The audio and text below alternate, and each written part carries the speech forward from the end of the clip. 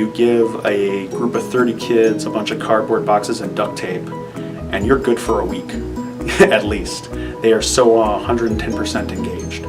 What Makerspace sort of allows them is it allows them a place to freely be creative, build stuff, and work on skills.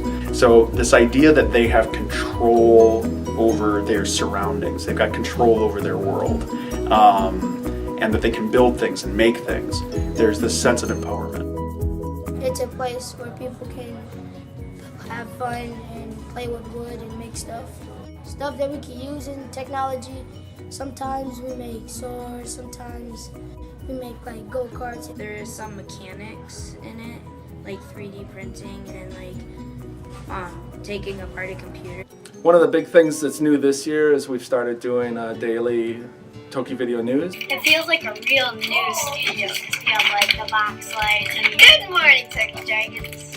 And then there's like scripts and you kind of feel like you're actually on the news. And I really like when I'm on the Toki Video News because when I come to school, everybody like, I just saw you on the news. And then you can like see like your friends or like classmates on the news, and then you can be like, oh, in the hallway, like, oh, Grace, I saw you on the Toki Video News today, or something like that. This year I started a podcast, so the Toki Dragon Cast. My name is Armani and you're listening to the Toki Dragon Cast. In today's episode, we'll be featuring acts from this year's Toki Talent Show. I wanted to share out what was happening in Toki Middle School to parents, community members, sort of just to get things outside of the walls of the school. Giving them an opportunity to assemble things and pound things and solder things and just all sorts of making. The kids wanted to make a go-kart. The holy grail of what they wanted to accomplish was go-kart. Make something that goes and does stuff, something mobile. So this one student, she looked up how to make a go-kart on the internet, found this very simple plan that was like 2 planks and some wheels.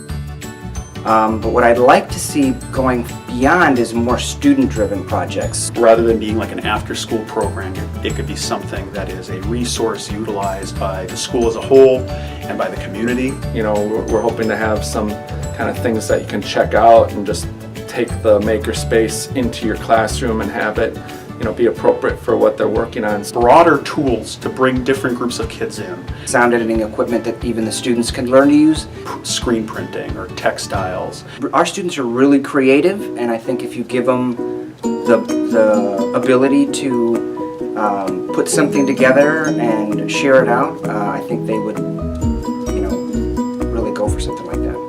If you can utilize their creativity and give them the tools to use that creativity, they push themselves and they push each other, and amazing things happen.